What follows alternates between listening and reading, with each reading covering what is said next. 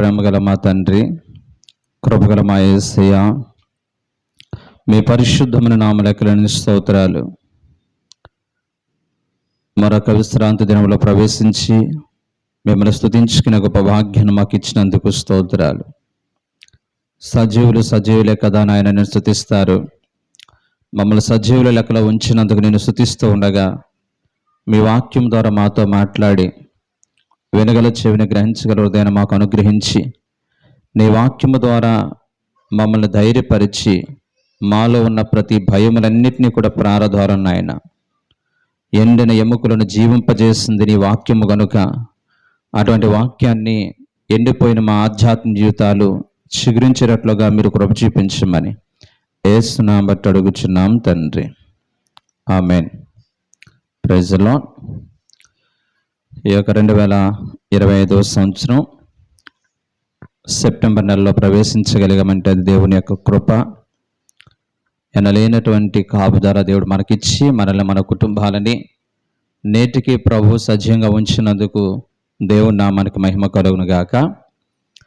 ఈ యొక్క పరిశుద్ధమైన దినాన్న దేవుడు మనందరికి ఇస్తున్నటువంటి విలువైన వాగ్దానపు సందేశము 147వ కీర్తన 3వ వచనం.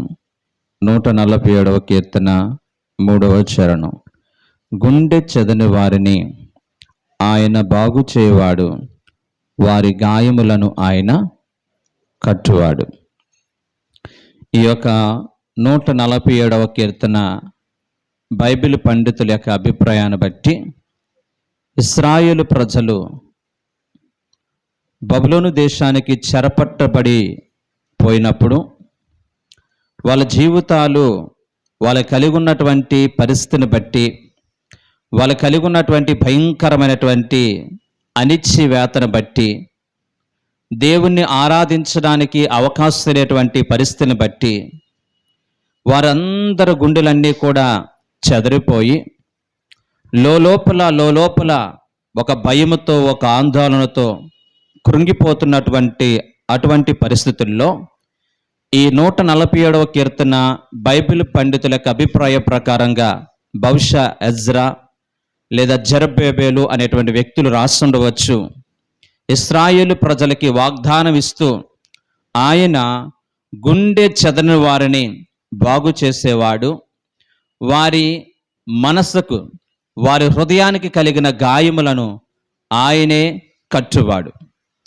భౌతికంగా మనకు కనిపించేటువంటి ప్రతి గాయానికి కూడా కట్టు కట్టడానికి వైద్యులు మనకి అందుబాటులో ఉండవచ్చు. కానీ ఒక మనిషి తన జీవితంలో హృదయానికి కలిగినటువంటి గాయానికి, తన మనసుకు కలిగిన గాయానికి చికిత్స అనేది, లేకపోతే తన మనసుకి బాగు చేసేటువంటి వైద్యం అనేది ఈ ప్రపంచంలో ఎక్కడా ఎన్నడూ మనకు దొరకదు. మనుషుల ద్వారా ఒక వాదార్పైనే, మనుషుల ద్వారా ఒక ఉపశమనం అనేది కొంత మేరకు మాత్రమే మనకి ఉపయోగపడుతుంది. కానీ శాశ్వతముగా మన హృదయానికి కలిగినటువంటి ఆ గాయానికి చికిత్స కానీ, మన గాయాలని బాగు చేసేటువంటి హృదయ గాయాలని బాగు చేసేవాడు కానీ మనం ఆరాధిస్తున్న యేసుక్రీస్తు ప్రభు వారికి ఒక్కరికి మాత్రమే అది సాధ్యం. ఆయన గుండె చెదిరిపోయిన వారిని బాగు చేసేటువంటి గొప్ప దేవుడు. గుండె సర్వసాధారణంగా మన జీవితాలలో గాయపడినటువంటి సందర్భాలు మనం చూస్తే, మన జీవితాలలో కుదురుపడినటువంటి రోగము చేత మనం బాధపడుతూ ఉంటున్నప్పుడు, లేదా ఎవరి చేత అయినా నమ్మక ద్రోహము మనకు జరిగినప్పుడు, ఆర్థిక పరమైన ఇబ్బందులు మనల్ని ఉక్కిరిబిక్కిరి చేస్తున్నటువంటి పరిస్థితులు, పెంచి పోషించి పెద్దవారుగా చేసినటువంటి ఆ పిల్లలు మన ఎడల ఒక రకమైనటువంటి ప్రేమను కనుపరచడానికి ఇష్టం లేకుండా ప్రవర్తించేటువంటి ఆ ప్రవర్తన బట్టి, ఇంకా చెప్పుకుంటూ పోతే మన జీవితాలలో మనం కలిగి ఉన్నటువంటి అంతరంగా ఉన్న లోపాలు ఏదైనా కావచ్చు, వీటన్నిటిని బట్టి ఆయా సందర్భాలలో ఆయా పరిస్థితుల్లో మన హృదయానికి గాయం అనేది తగులుతూ ఉంటుంది. ఈ రకమైనటువంటి గాయముల చేత నింపబడినటువంటి ప్రతి ఒక్కరిని కూడా మనం ఆరాధిస్తున్న జీవం గల దేవుడు, నేను మీ గాయములను కట్టెదను. గుండె చదిరిపోయిన వారిని ఆయన బాగు చేసేటువంటి గొప్ప దేవుడు. దయచేసి బైబిల్ గ్రంథంలో మనం చూసినట్లయితే భౌతిక పరమైన గాయాలు, అసలు గాయాలు ఎక్కడ ప్రారంభమై మనిషి జీవితంలో, అవన్నీ కూడా మనం ముందు నేర్చుకోబోయే ముందు భౌతిక పరమైన గాయాలు అని చూసినట్లయితే దీనికి ఏ కోవకు చెందుతుందంటే కుదిరిపడినటువంటి రోగము. 12 సంవత్సరాలుగా క్యాన్సర్ వ్యాధితో బాధపడుతున్న ఒక స్త్రీ, తన జీవితంలో తిరగనటువంటి హాస్పిటల్ లేదు, వాడనటువంటి వైద్యం లేదు, తనకున్నటువంటి ఆస్తంతటిని కూడా అమ్మి కుటుంబానికి భారంగా మారింది, కుటుంబానికి భయంకరమైన సమస్యగా మారింది. తాను ఫిక్స్ అయ్యింది, ఇక నేను కలిగి ఉన్నటువంటి ఈ రోగం నుంచి బయటపడడం అనేది అసాధ్యం అని చెప్పి తన జీవితంలో తన కలిగి ఉన్నటువంటి గుండె వేదన బట్టి లోపల కృంగిపోతూ ఆ మార్గం గుండా యేసు ప్రభువు వారు వెళ్తున్నారని తెలుసుకున్న ఈమె, ఇన్ని వైద్యుల దగ్గరికి వెళ్ళాను, నా హృదయ గాయాన్ని కట్టేవారు ఎక్కడా కూడా నాకు కానరాలేదు, నేను వెళ్ళి ఆయన వస్త్రపు చెంగును ముడతాను అనేటువంటి ఉన్నతమైన విశ్వాసముతో ఈమె అంతమంది జన సమూహంలో వెళ్ళి ఆయన యొక్క వస్త్రపు చెంగును ముట్టగానే దేవుని యొక్క ప్రభావము, దేవుని యొక్క శక్తి ఆమె విశ్వాస పరిణామం చెప్పిన ఆమెలోనికి ప్రవేశించగానే ఆమెకున్నటువంటి క్యాన్సర్ రోగము ఆ క్షణమందే నిలిచిపోయినట్లుగా బైబిల్ చరిత్ర మనకు తెలియజేస్తుంది. అప్పుడు ఆమెకున్నటువంటి హృదయ గాయమంతా కూడా బాగుపడి ఎనలేనటువంటి లెక్కించలేనటువంటి ఉన్నతమైన సంతోషముతో ఆమె తిరిగి ఇంటికి వచ్చి ఆమెకున్నటువంటి హృదయ గాయం నుంచి నేను విడుదల పొందాను, నేను కలిగి ఉన్న హృదయ గాయం నుంచి స్వస్థపరచబడ్డాను, ఆయన నా గాయమును కట్టాడు, నా హృదయ గాయాన్ని ఆయన బాగు చేశాడని చెప్పి ఆమె గొప్ప సాక్షిగా నిలబడినట్లుగా మనం చూడగలుగుతున్నాం. రెండవదిగా ఆధ్యాత్మికమైనటువంటి జీవితంలో గాయాలు. ఆధ్యాత్మిక జీవితంలో కూడా గాయాలు ఎందుకు కలుగుతాయని చూసినట్లయితే సాతానుకున్నటువంటి ఒక భయంకరమైనటువంటి ఆలోచన విధానం ఏంటంటే, దేవుని సన్నిధిలో నడిపించబడుతున్న మనం, దేవుని చేత చక్కగా వాడబడుతున్నప్పటికీ కూడా, లేదా మనమందరము కూడా పాప క్షమాపణకి నిశ్చేత పొందుకున్నప్పటికీ కూడా సాతానుడు పదే పదే మన జీవితాలలో ఒక అపరాధ భావాన్ని మన హృదయాలలో పదే జ్ఞాపకం చేసుకుంటూ, నీవు ఎలాంటి వాడివి, నువ్వు ఎలాంటి దానివి అని చెప్పి నీ హృదయంలోనికి పదే జ్ఞాపకం చేసేటువంటి ఆ అపరాధ భావాన్ని బట్టి ఈ రోజున అనేక మంది ఆధ్యాత్మికమైన స్థితుల్లో గాయపరచబడిన పరిస్థితిలో ఉన్నారు. ఆయన అంటున్న మాట, నీ పాపములు ఇకెన్నడూ కూడా జ్ఞాపకం చేసుకోనని ఆయన మనకి తన రక్తము చేత సంపూర్ణమైన నిశ్చయతతో కూడినటువంటి ఒక సర్టిఫికెట్ మనకిస్తే, ఎందుకో తెలీదు సాతానుడు మనం గత కాలంలో చేసినటువంటి అపరాధాలని పదే జ్ఞాపకం చేసి నీవు ఎంతగా దేవుని సన్నిధి నడిపించబడుతున్నప్పటికీ కూడా ఏదో తెలియనటువంటి అపరాధ భావంతో నీ హృదయానికి, నీ గుండెకి గాయం కలుగు చేస్తూ ఉంటాడు. ఇక మూడోదిగా మనం చూసినట్లయితే అణిచివేసే గాయాలు. మన జీవితాల్లో మనల్ని బాగా కృంగదీసి అణిచివేసేటువంటి గాయాలు ఇవి ఏ కోవకు వస్తాయంటే ఆర్థిక పరమైన అప్పులు, బాధలు మనిషి గుండెని భయంకరంగా అణిచివేసే ప్రయత్నం చేస్తుంది. నిజంగా చెప్తున్నాను, ఈ రోజున అప్పులు ఎంత ప్రమాదకరమైనవో, అప్పులు కలిగినటువంటి పరిస్థితుల్లో నిద్ర పట్టలేని రాత్రులు గడిపినటువంటి పరిస్థితులు మనం చూస్తాం. అనేక మంది అప్పులు ఎక్కువైపోయినప్పుడు ఆ ఉన్నటువంటి భయాన్ని బట్టి ఆత్మహత్యలు చేసి చచ్చిపోతున్న వారిని అనేక మందిని మనము మన దైనందిక జీవితాల్లో చూస్తూనే ఉంటున్నాం. దయచేసి మనం కలిగి ఉన్నటువంటి కొన్ని ఆర్థిక పరమైన పరిస్థితులు మన హృదయాలని అణిచివేసే ప్రయత్నం చేస్తుంది. నాకు వచ్చేటువంటి శాలరీ ఇంత, నేను కలిగి ఉన్నటువంటి ఆస్తి ఇంత, నాకున్నటువంటి అప్పులు ఇంత అని చెప్పి నిద్ర పట్టలేని రాత్రులు గడిపి కొన్నిసార్లు అనేక రకాలుగా మన జీవితం అంతా కూడా కృంగిపోయి, మన హృదయాలన్నీ కూడా కృంగిపోయిన పరిస్థితి వెళ్ళిపోయి అనేక మంది సూసైడ్ చేసి చచ్చిపోతూ ఉంటున్నారు. రీసెంట్గా ఆ కాకినాడ ప్రాంతంలో ఒక వార్త టీవీలో వచ్చింది. చాలా బాధాకరం విషయం. ఆ భార్యాభర్తలకి చక్కని కుమారుడు. ఆ బాబు యొక్క వయసు 2 సంవత్సరాలు. 2వ సంవత్సరం యొక్క బర్త్డే చేయాలని చెప్పి తల్లిదండ్రులు ఇద్దరు కూడా మాట్లాడుకున్నారు. మన చేతులేమో డబ్బులు లేవు, కానీ బర్త్డే చెయ్యాలి అని చెప్పి అనుకున్నటువంటి పరిస్థితుల్లో సర్లే ఎలాగైనా అప్పు తీర్చుకుందాం అని చెప్పి ఒక 3 లక్షల రూపాయలు అప్పు చేసి బాబు యొక్క 2వ బర్త్డే చాలా ఘనంగా చేశారు. అందరూ వచ్చారు. అబ్బాయి ఎంత చక్కగా చేశాడో అందరూ చెప్పుకున్నారు. రోజులు గడుస్తున్నాయి. అప్పులు అందరూ కూడా స్టార్ట్ అయ్యారు. బాబు అప్పు ఎప్పుడు తీరుస్తావు అని చెప్పి ప్రతిరోజు కూడా ఇంటికి వచ్చి వెళ్తా ఉంటుంటే తనకు అర్థమైంది, ఈ అప్పుల బాధను బట్టి నా హృదయం కృంగిపోతుంది, నేను ఈ అప్పులు తీర్చేటువంటి పరిస్థితి లేదని చెప్పి చచ్చిపోతే మేలని చెప్పేసి వెళ్ళి ఆయన సూసైడ్ చేసి చచ్చిపోయాడు. ఎప్పుడైతే ఆయన సూసైడ్ చేసి చచ్చిపోయాడో భార్య, తనకున్నటువంటి కొడుకు ఆ కార్యక్రమాలను కూడా అయిపోయినాయి. ఈ భార్య డిప్రెషన్కి వెళ్ళిపోయింది. ఓ పక్క అప్పుల బాధ, ఓ పక్క ఆధారంగా ఉన్నటువంటి భర్త చనిపోయాడు. ఏం చేయాలో తెలియక లోపల కృంగిపోయి మనసు గాయమయ్యి ఎవరు లేని సమయాన్ని చూసి ఆ బాబుకి విషం పెట్టి ఈమె కూడా విషం తాగి ఇద్దరు కూడా చచ్చిపోయారు. దయచేసి ఇలాంటి వార్త నేను ఒకటి చెప్తున్నాను, మీకు అనేక మందికి అనేక వార్తలు తెలుసు. ఈ రోజున మన హృదయాన్ని అణిచివేసేటువంటి మరొక భయంకరమైన సమస్య మనం కలిగి ఉన్నటువంటి అప్పులు, మనం కలిగి ఉన్నటువంటి సమస్యలు మన హృదయాన్ని అణిచివేసేటువంటి ప్రయత్నం చేస్తాయి.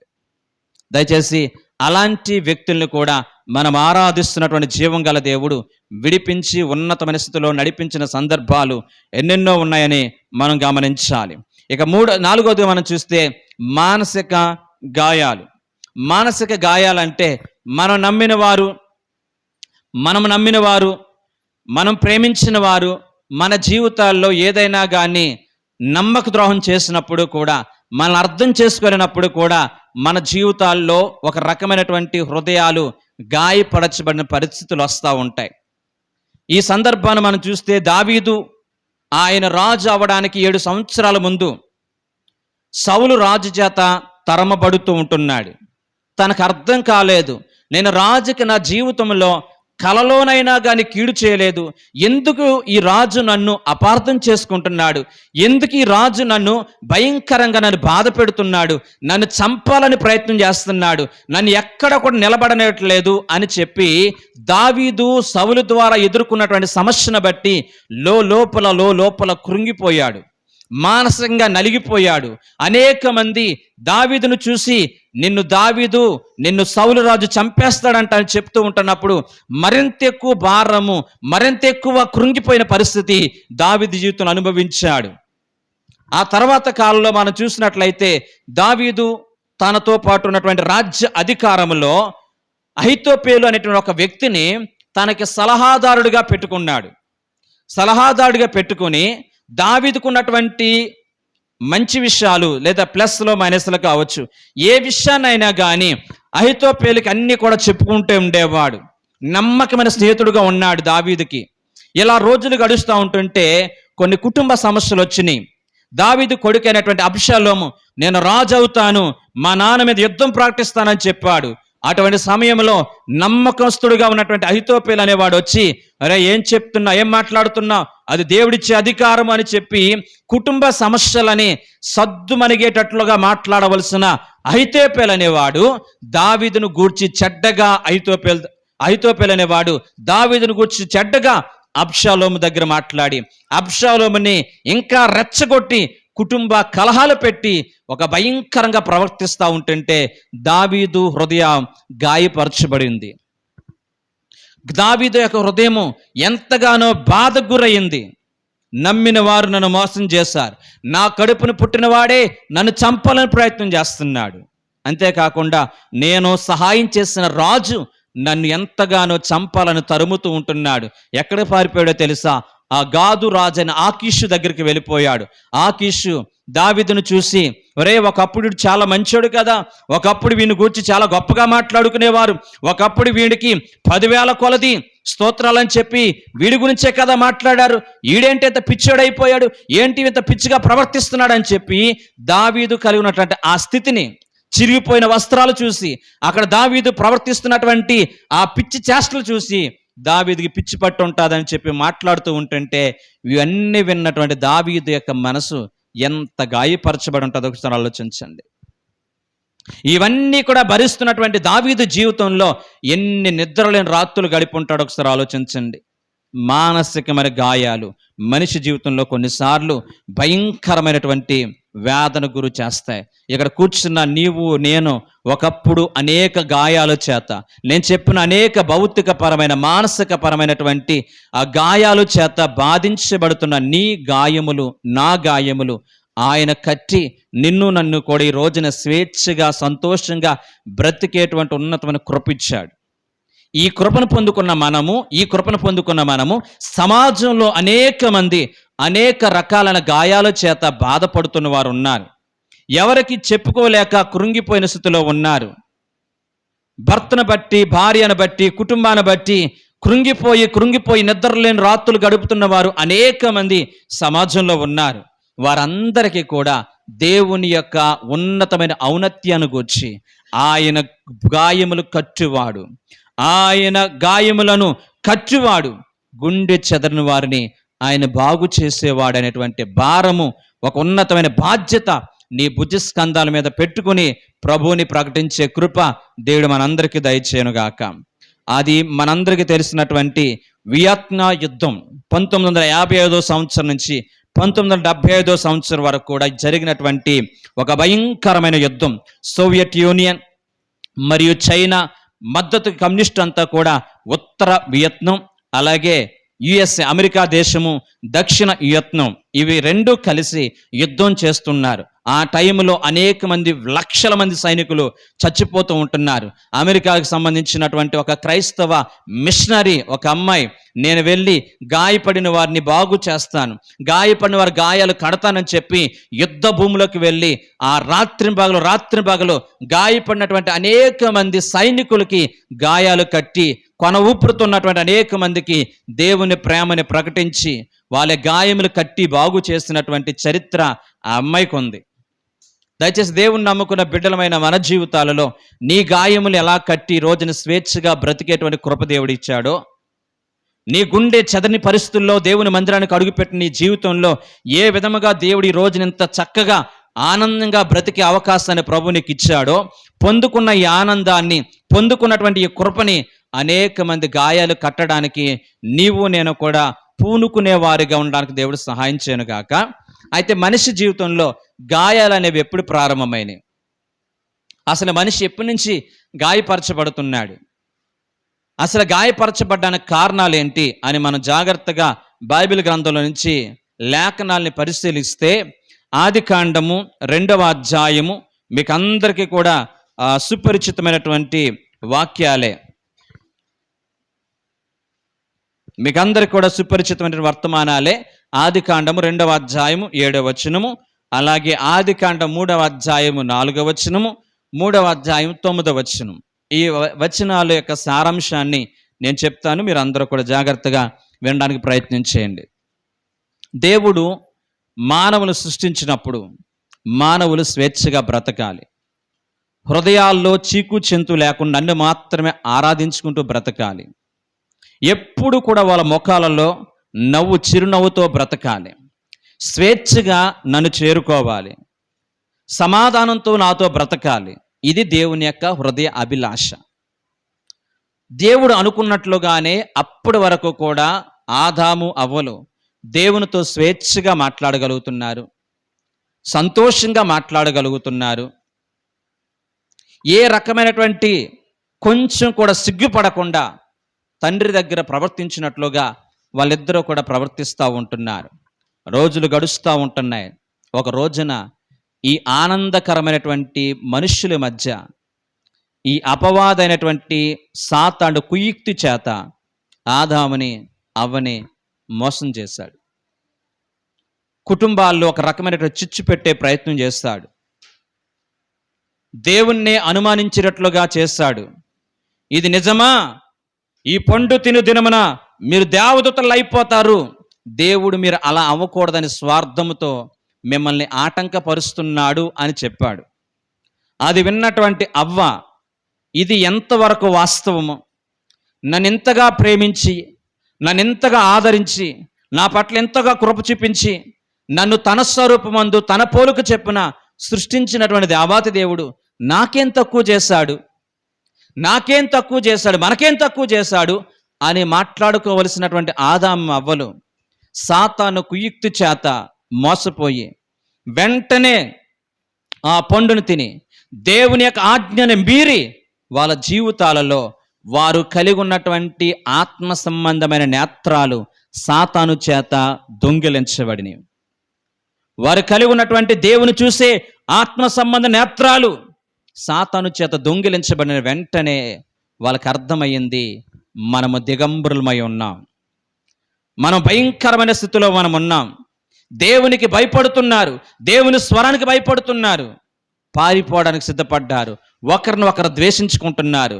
ఒక మనిషి తన హృదయంలో గాయపరచబడినప్పుడు వాళ్ళ యొక్క ప్రవర్తన, వాళ్ళ యొక్క పరిస్థితులు ఎలా మారతాయో ఆదాము అవ్వ దగ్గర నుంచి అనేక విషయాలు మనం నేర్చుకోవచ్చు.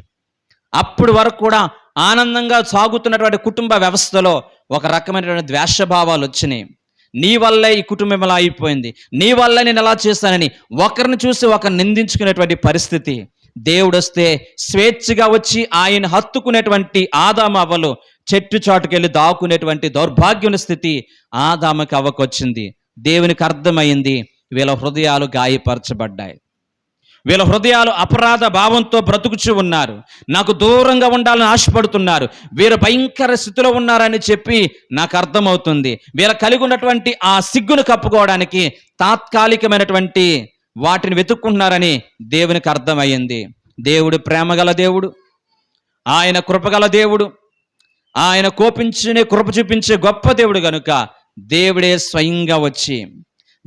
స్వయంగా దిగి వచ్చి ఆదాము అవ్వల యొక్క భయంకరమైనటువంటి ఆ యొక్క హృదయ గాయపరచబడిన హృదయానికి చికిత్స అనేది నేను చేస్తానని చెప్పి వారిని దేవుడు హక్కును చేర్చుకొని వాళ్ళ జీవితాలలో ఒక పశువును వధించి వాళ్ళకి వస్త్రాలు తొడిగించి ఆ రోజున దేవుడిచ్చిన వాగ్దానము, స్త్రీ సంతానము ద్వారా మీరు విమోచించబడతారు, ఆయన మీకు కలిగిన గాయములన్నింటినీ కూడా బాగు చేస్తాడు అని చెప్పి వాగ్దానం చేసి పాడైపోయినటువంటి మానవ వ్యవస్థని, గాయపరచబడినటువంటి మానవ వ్యవస్థని, ద్వేషానికి గురైనటువంటి మానవ జీవితాన్ని విడిపించడానికి ఆ రోజున మనం ఆరాధిస్తున్న కృపగల దేవుడు స్వయంగా దిగి వచ్చి ఆదాముని అడిగిన మాట, నువ్వెక్కడున్నావు, నీ గాయం నేను కడతాను, నువ్వు పారిపోవద్దు, నువ్వు దాక్కోవద్దు, ఏం జరిగిందో నాకు తెలుసు, నీ గాయములు కట్టడానికి నేను దిగి వచ్చాను, నీ గాయములను బాగు చేయడానికి దిగి వచ్చాను అని చెప్పి ఎందుకు తిన్నావు అని కారణాలు అడగకుండా వాళ్ళు కలిగి ఉన్నటువంటి గాయములు కట్టడానికి నా దేవుడు ఆ ఉదయకాల సమయంలో దిగి వచ్చినట్లుగా బైబిల్ గ్రంథంలో మనకు తెలియచేయబడుతుంది. దేవుని స్తోత్రం, హల్లెలూయా. రెండవదిగా మనిషి ఎప్పుడు గాయపరచబడతాడు చూడండి. రోమిలు రాసిన పత్రిక 3వ అధ్యాయము 23వ వచనం. రోమిలు రాసిన పత్రిక 3వ అధ్యాయం 23వ వచనం. ఏ భేదమును లేదు, అందరూ పాపము చేసి దేవుడు అనుగ్రహించి మహిమను పొందలేకపోవచ్చున్నారు. దేవుని స్తోత్రం, హల్లెలూయా. ఆదాము అవ్వల యొక్క జీవితాల్లో ప్రారంభమైనటువంటి ఆ పాపము సంక్రమించుకుంటూ ఈనాటికి కూడా అలా సంక్రమించుకుంటూనే మనిషి జీవితంలో తాను చేసినటువంటి అపరాధాన్ని బట్టి, తాను చేసినటువంటి పాపాన్ని బట్టి మనిషి అపరాధ భావంతో కృంగిపోయేటట్లుగా మనిషి చేసినటువంటి అపరాధాన్ని బట్టి మనిషి యొక్క హృదయం గాయపరచబడుతూ ఉంటుంది. ఈ రోజున మన ఇంట్లో ఉన్నటువంటి ప్రతిదీ కూడా మన ఇంటిని, మన హృదయాన్ని చాలా గాయపరిచేటువంటి పరిస్థితి. త్రాగుబోతు భర్త ఇంట్లో ఉంటే ఇంటిలో ఉన్న వారందరి హృదయాలు బాధపడతాయి. మాట వినలేటువంటి పిల్లల బట్టి తల్లిదండ్రుల యొక్క హృదయాలు గాయపరచబడతాయి. ఇలా మనం చెప్పుకుంటూ పోతే ఈ రోజున అనేకమైనటువంటి సంబంధాలు, అనేకమైన పరిస్థితుల్లో కుటుంబంలో కలిగి ఉన్నటువంటి ఒక భయంకరమైన స్థితి మనిషి హృదయానికి గాయపరిచేటువంటి పరిస్థితి. అర్థం చేసుకునేటువంటి భర్త లేదా అర్థం చేసుకోలేని భార్య, అర్థం చేసుకునే పిల్లలు, వారు దేవుని యొక్క ప్రేమని కలిగి ఉండకుండా లోకం వైపు పరుగులు పెట్టేటువంటి ప్రయత్నాలలో మనిషి తన జీవితంలో బ్రతికి ఉండి కూడా హృదయంలో ఒక రకమైనటువంటి గాయాల చేత బాధించబడుతూ ఉన్నటువంటి పరిస్థితి మనం ఎన్నో చూస్తూ ఉంటాం. ఎన్నెన్నో పరిస్థితులు మన జీవితాల్లో వింటూ ఉంటాం. ఈ రోజున చక్కని ఉన్నతమైనటువంటి భక్తిపరులైన భార్య యొక్క జీవితంలో భక్తిహీనుడైన భర్తను బట్టి భార్య హృదయాలు గాయపరిచిన పరిస్థితులు, భక్తి గల తల్లిదండ్రులు వాళ్ళ కలిగి ఉన్నటువంటి భక్తిహీనమైన పిల్లలను బట్టి తల్లిదండ్రులు హృదయాలు గాయపరచబడిన పరిస్థితి. ఇలాంటి పరిస్థితులన్నిటికీ కూడా మనం ఆరాధిస్తున్న జీవం గల దేవుడు, ఆయన ఏదైనా చేయగలడు, కథ మొత్తం మార్చగలడని చక్కని పాట పాడుకుంటున్నాం. ఎంత భయంకరమైనటువంటి నీచాతి స్థితికి దిగజారిపోయినా మనం ఆరాధిస్తున్న కృపగల దేవుడు గుండెని బాగు చేసి మనిషిని మనిషిగా నిలబెట్టడం అనేది ఆయనకి మాత్రమే సాధ్యం. పాడైపోయిన జీవితాలని, ఆ పాడైపోయిన హృదయాలని ఆయన బాగు చేసి మనిషిని మనిషిగా నిలబెట్టి వాళ్ళని దేవుని కృప కొరకు వాడుకోవడం అనేది మనం ఆరాధిస్తున్నటువంటి జీవం గల దేవునికి మాత్రమే సాధ్యం.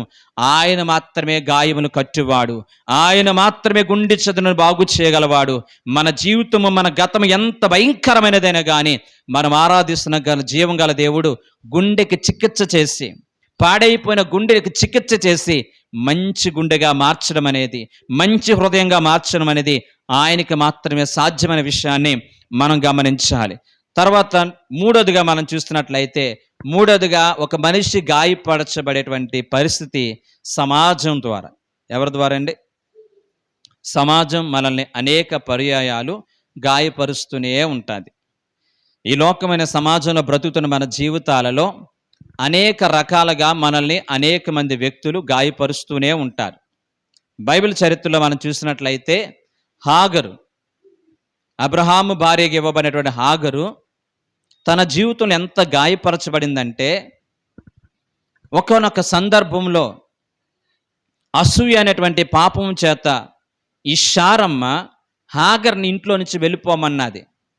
ఇంట్లో నుంచి వెళ్ళిపోమంటే ఈ యొక్క హాగరు, నేనెందుకు వెళ్తా, నీకెంత హక్కు ఉందో నాకెంత హక్కు ఉంది అని అనలేదు. కానీ అబ్రహాము చెప్పినట్లుగానే హాగరు తన యొక్క కొడుకును తీసుకుని వెళ్ళి కొంచెం అన్నం, కొంచెం ఆహారము, కొంచెం బాటిల్లో నీరు మాత్రమే తీసుకుని గుండె కోతతో, హృదయ విషాదకరమైన స్థితిలో ఆ బాబుని తీసుకుని హాగరు వెళ్తూ ఉంటుంది. తన జీవితం అంతా కూడా కన్నీరు ఏరులై పారుతూ ఉన్నాయి. సమాజమంతా కూడా నిందిస్తూ ఉంటున్నారు. సమాజమంతా కూడా ఆమెను గాయపరుస్తున్నారు. నీవే మంచిదానివైతే నీకెందుకు ఈ స్థితి వస్తుంది, నీవే మంచిదానివైతే గనక నీవెందుకు ఇలా ఇంట్లో నుంచి వెళ్ళిపోవలసిన పరిస్థితి వస్తుంది అని చెప్పి ఆదరించడానికి బదులుగా, వాదార్చడానికి బదులుగా అక్కడ ఉన్నటువంటి అనేక మంది సర్వ సమాజం అంతా కూడా హాగర్ను చూసి గాయపరిచిన వారే తప్ప వాదార్చిన వారు ఒక్కరు కూడా లేరు. ఈ స్థితిలో హాగరు తనకున్న బాబుని తీసుకుని ఎటు వెళ్ళాలో తెలియక ఆమె వెళ్తూ వెళ్తూ వెళ్తూ ఉంటుంటే, అమ్మా నాకు దాహం వేస్తుందని చెప్పి అంటున్నప్పుడు ఆ బాబు యొక్క చావును చూడలేక, ఇస్మాయేలు యొక్క చావును చూడలేక దూరంగా నిలిచి హాగరు గుండెలు పగిలేటట్లుగా, దేవా నీవు గుండె బాగు చేసేవాడు అని, చెదరిన గుండెని బాగు చేసేవాడు అని, గుండెకి తగిలిన గాయమును కట్టువాడు అని మేము ఎన్నెన్నో విన్నాం. ఈ యొక్క సమయంలో నేను కలిగి ఉన్న పరిస్థితి అని చెప్పి నెత్తిని కొట్టుకుంటూ ఏడుస్తున్నటువంటి హాగరు జీవితాల్లో దేవుడు స్వయంగా మాట్లాడి, హాగరు ఎక్కడి నుంచి వస్తున్నావు, ఎక్కడికి వెళ్తున్నావు అని చెప్పి ఆమెను ధైర్యపరిచి, నిన్ను ఆశీర్వదిస్తాను, నీ సంతానాన్ని వృద్ధి చేస్తానని దేవుడు వాగ్దానం చేసి అరణ్యంలో నీటి ఓటను పుట్టించి ఆమె కలిగి ఉన్నటువంటి హృదయ గాయాన్ని, గుండె కోతని దేవుడు ఆపి ఆమె గుండెని బాగు చేశాడు. ప్రైజ్ ది లార్డ్, హల్లెలూయా. చెదరిపోయినటువంటి హాగరు యొక్క గుండెని బాగు చేస్తున్న వాడు ఈ మధ్యాహ్న కాల సమయంలో, ఈ ఉదయకాల సమయంలో నీ జీవితంలో నీవు దేనిని బట్టి, ఎవరి తృణీకరణ బట్టి, ఎవరు ద్వేషించిన దాన్ని బట్టి, ఎవరు కృంగదీసిన దాన్ని బట్టి నువ్వు ఒకవేళ కృంగిపోతే ఈ వాక్యాన్ని వింటున్నట్లయితే నీతో నాతో ప్రభు స్పష్టంగా మాట్లాడుతున్న మాట, ఆ రోజున హాగర్ యొక్క హృదయాన్ని బాగు చేసిన దేవుడు, ఆ రోజున చెదిరిపోయిన హాగర్ యొక్క గుండెని బాగు చేసిన దేవుడు, ఆమెకున్నటువంటి హృదయ గాయాన్ని కట్టిన దేవుడు ఈ మధ్యాహ్నం నీ గాయమును కూడా కట్టడానికి ఆయన సమర్థుడు. దయచేసి కృంగిపోవద్దు, దయచేసి ఆత్మహత్య చేసుకోవాలని ఆలోచన పెట్టుకోవద్దు. హాగర్ యొక్క మనస్సుని బాగు చేసిన దేవుడు నిన్ను కూడా నన్ను కూడా బాగు చేయగలవాడు. తర్వాత బైబిల్ గ్రంథంలో యోసేపు యొక్క జీవితంలో హృదయం గాయమైంది. చెయ్యని నేరాన్ని బట్టి ఈ యొక్క యోసేపుని అందరూ నిందిస్తున్నారు. చెయ్యని నేరాన్ని బట్టి ఈ యొక్క యోసేపుని తీసుకెళ్లి చెరసాల్లో పెట్టారు. అలాంటి పరిస్థితుల్లో యోసేపు యొక్క హృదయాన్ని దేవుడు బాగు చేశాడు. భయపడకుని నీకు తోడుగా ఉంటానని వాగ్దానం చేశాడు. ఆ వాగ్దానమే చెదిరిపోయినటువంటి యోసేపు యొక్క గుండెని బాగు చేసింది, ధైర్యపరిచింది, ఉన్నతమైన శిఖరానికి తీసుకువెళ్ళింది. దేవుని నామానికి మహిమ కలుగును గాక. సమరయ స్త్రీ, యేసు ప్రభువు మిట్ట మధ్యాహ్నం వేళ సమరయ స్త్రీతో మాట్లాడుతూ ఉంటుంటే ఆ సమరయ స్త్రీని చూసిన వాళ్ళందరూ కూడా అప్పటి వరకు కూడా అనుకున్నారు, ఇదా దీని జీవితమా, ఇదా మనకు చెప్తుంది, దీని బ్రతుక అని చెప్పి అనేక మంది అనేక రకాలుగా అక్కడున్నటువంటి సమరయ స్త్రీని చూసి హేళనగా మాట్లాడుకున్నారు, హేళనగా ప్రవర్తించారు, ఆమెను తక్కువ చేసి మాట్లాడారు, నోటుకొచ్చినట్లుగా ప్రవర్తించారు. అటువంటి పరిస్థితుల్లో దేవుడు ఆమె గుండెని బాగు చేశాడు, ఆమె హృదయాన్ని బాగు చేశాడు, ఆమెకున్న గాయాలు కట్టాడు. వెంటనే ఆమె జీవితం మారిపోయింది.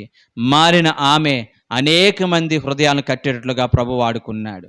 అనేక మంది జీవితాలు బాగు చేసేటట్లుగా ఒక మంచి స్వార్థికురాలుగా ఆయన వాడుకున్నాడు. ఈ రోజున ఇక్కడ కూర్చున్న మన జీవితాలు, నీ హృదయం బాగుపడితే, నీ హృదయం కట్టబడితే, నీ హృదయం మార్పు చెందితే, నా ప్రభు కోసం మాట్లాడకుండా, నా ప్రభు కోసం ప్రకటించకుండా మనం ఎక్కడ ఎన్నడూ కూడా ఉండలేము అనే విషయాన్ని గమనించండి. నా దేవునికి ఉన్నటువంటి గొప్పతనము, ఆయన మతాలు మార్చేవాడు కాదు, కానీ ఆయన హృదయాలు మార్చేవాడు. పాడైపోయినటువంటి హృదయాలని, చెడిపోయిన హృదయాలని, గాయపడిన హృదయాలని బాగు చేయడం అనేది ప్రారంభం నుంచి కూడా ఆయన కలిగి ఉన్నటువంటి ఉన్నతమైన లక్షణం. Praise the Lord, hallelujah. Right. సమాజం అనేది మనిషి జీవితాన్ని ఎంతగా గాయపరుస్తుందో ఒక చిన్న ఎగ్జాంపుల్ చెప్తాను. ఆల్మోస్ట్ ఇంతకు ముందు కూడా చెప్పాను అనుకుంటా మీకు. మరొక్కసారి నేను వివరించే సమాజం ఎలాంటిదో, నువ్వు ఎలా బ్రతికినా కానీ ఎదరోల్ని విమర్శించడం మాత్రం మనకి అది వెన్నతో పెట్టిన విద్య. అవునా కాదండి? అవునా కాదా? మనం ఎవరైనా విమర్శిస్తే కానీ తట్టుకోలేం, కానీ ఇతరులు మాత్రం మనం విమర్శిస్తాం మాత్రం మనకి వెన్నతో పెట్టిన విద్య. ఒక ఎగ్జాంపుల్ చెప్తాను. ఒక ఆయన, ఈ రోజుల్లో అంటే కనుక మనందరికీ బైకులు ఉన్నాయి, అందరూ బైకులు వేసుకుని వచ్చారు. దేనికి స్తోత్రం, హల్లెలూయా. ఆ రోజుల్లో బైకులు లేవు. బైకులు లేని పరిస్థితుల్లో పొలానికి వెళ్ళడానికి ఒక భార్య భర్తలు గాడిదని కొనుక్కున్నారు. దూరం అవుతుంది కదా, మనం దాని మీద ప్రయాణం చేద్దామని చెప్పి, సరేని ఆ గాడిదని కొనుక్కున్న తర్వాత ఆ గాడిని తీసుకుని ఫస్ట్ రోజు భార్య భర్తలు ఇద్దరు కూడా గాడిద మీద ఎక్కి వెళ్తూ ఉంటున్నారు. ఊరి గవిని బయట కొంతమంది కూర్చుని మాట్లాడుకున్నారు. వాళ్ళ పరిస్థితి ఏంటంటే కనుక పని పాట ఉండదు. రోడ్డు మీద వెళ్ళేటువంటి అందరి గురించి చెడ్డగా మాట్లాడుకోవడం వాళ్ళ పని.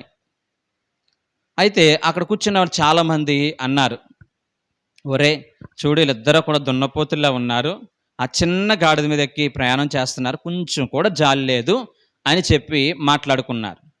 ఆ మాటలు వినబడినటువంటి భర్త భార్య ఇద్దరు కూడా అనుకున్నారు, సరే వాళ్ళందరూ కూడా ఇద్దరమ్మ కూడా గాడిద మీద వెళ్తుంటే మన గురించి అపార్థం చేసుకుంటున్నారు కదా, ఒక పని చేద్దాం, నీవు గాడిద మీద ఎక్కురా, నేను ఎదురుగా నడుచుకుంటూ వెళ్తానని చెప్పి భర్త నడుచుకుంటూ వెళ్తున్నాడు. భార్యను తీసుకుని వెళ్ళి ఆ గాడిద మీద కూర్చొని పెట్టాడు. ఇప్పుడు అదే మనుషులు ఈయన ఏమంటున్నారంటే, రే చూడు, ఇంట్లో భార్యకి ఎంత లోబడుతున్నాడో, మొత్తం పెత్తనమంతా కూడా ఆమెదే అనుకుంటే వీడిది ఏమిది నడదనుకుంటా, ఆమె ఏమో సింహాసనం కూర్చొని పెట్టి వీడు నడుచుకుంటూ వెళ్తున్నాడు, ఇదేం భర్తరా బాబు అనుకున్నారు. ఈ మాట విన్నటువంటి వ్యక్తికి సరే వీళ్ళ గురించి మనం మారదామని చెప్పి 3వ రోజున ఏం చేశాడంటే, ఆయన ఆ గాడిద మీద ఎక్కి భార్యని ముందర మీద నడుచుకుంటూ వెళ్ళమంటున్నాడు. అదే మనుషులు ఇప్పుడు ఏమంటున్నారంటే చూడు వాడేమో మగోడై ఉండి నడవకుండా ఎవరు నడిపిస్తున్నాడు, భార్య నడిపిస్తున్నాడు, కనీసం కొంచెం కూడా వీడికి జాలి లేదు, ఇదేం మనిషి అంటాను మాట్లాడుకున్నారు. వీడికి అర్థమైంది.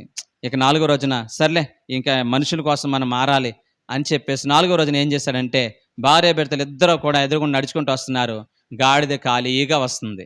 అప్పుడు వీడేంట్రా బుద్ధిహీనుడు అని డబ్బులు పెట్టి గాడిద కొన్నాడు, ఇద్దరు కూడా నడుచుకుంటూ వెళ్ళి దాని మీద కూర్చోకుండా వీళ్ళు నడుచుకుంటూ వెళ్తున్నారు అన్నాడంట. అసలుకి అర్థం కాలేదు. భార్య భర్తలకి ఏం అర్థం కాలేదు. ఇప్పుడు మీకు కూడా అర్థం కాలేదు, నాకు అర్థమవుతుంది. ప్రైజ్ ది లార్డ్, హల్లెలూయా. ఎంత దారుణం అంటే, మనిషి ఎలా బ్రతికినా, ఎలా జీవిస్తున్నా విమర్శించే వాళ్ళు మాత్రం, గాయపరిచే వాళ్ళు మాత్రం, అస్సలే వాళ్ళు ఎంత గాయపరచబడతారు ఈ మాట అంటే కనుక ఎంత బాధపడతారు, దాని వెనకాల ఉన్న అర్థం ఏంటి, వాళ్ళ పరిస్థితి ఏంటి, అదేమీ ఆలోచించరు. నోటుకు వచ్చినట్లుగా విమర్శించడం అనేది చాలా బాధాకర విషయం. ఈ సమాజం మనల్ని అనేక రకాల గాయపరుస్తూ ఉంటుంది. గాయపరచబడిన వారిని బాగు చేసే దేవుడు, నీ కథ మొత్తం మార్చగల దేవుడు అనే విషయాన్ని ప్రతి ఒక్కరూ గమనించాలి. రాత్రి ఒక ఆయన యొక్క జీవిత చరిత్ర చదువుతున్నాను. ఆయన పేరు స్టీవ్ జాబ్. మన వాళ్ళందరూ కూడా ఐఫోన్లు వాడుతున్నారు. ఐఫోన్కి సీఈఓగా ఉండేటువంటి ఆయన 1985 సంవత్సరంలో యాపిల్ కంపెనీకి అంటే కోఆర్డినేటర్గా ఉండేవారు. ఒక ఆయన జాన్ స్కెల్లీ, అలాగే ఈ యొక్క స్టీవ్ జాబ్, ఇద్దరు కూడా కలిసి ఆ సంస్థని ప్రారంభించి లాభాల్లో నడుస్తూ ఉంటుంది. ఏమైందో తెలియదు, 1985 సంవత్సరంలో కొంచెం మనస్పర్ధలు వచ్చి ఈయన యొక్క స్టీవ్ జాబ్ మీద ఒక నిందేసి గాయపరిచి బయటికి పంపించేశారు. చాలా బాధపడ్డాడు. కష్టపడి రాత్రి భాగంలో కంపెనీ అభివృద్ధి కొరకు ఎంతగా కష్టపడితే నన్ను బయటికి పంపించేశారని చెప్పేసి డిప్రెషన్కి వెళ్ళి చాలా బాధపడి ఒక హోటల్లో కూర్చున్నాడు, ఆలోచించుకుంటూ ఉన్నాడు. ఆ హోటల్లోకి ఒక బాబు వచ్చాడు, చాలా సంతోషంగా పనులు చేస్తూ ఉంటున్నాడు. అది చూసినటువంటి యొక్క స్టీవ్ జాబ్ బాబుని పిలిచి, నువ్వు ఎంత హ్యాపీగా ఉన్నావు ఎందుకురా అంటే కనుక, నీకేం బాధలు లేవా అని అడిగాడు. ఎందుకు లేవు సార్, మా నాన్న చిన్నప్పుడే చచ్చిపోయాడు, మా అమ్మ ఇంట్లో క్యాన్సర్తో బాధపడుతుంది, నాకు చిన్న చెల్లి ఉంది, నేను కష్టపడి యొక్క హోటల్లో పనిచేసి వచ్చిన డబ్బులతో కుటుంబాన్ని పోషిస్తున్నాను, నా దేవుని బట్టి నేను హ్యాపీగా ఉన్నాను, నా దేవుని బట్టి సంతోషంగా ఉన్నాను అని చెప్పి ఆనందకరమైనటువంటి ఆ సాక్ష్యాన్ని పంచుకున్నాడు.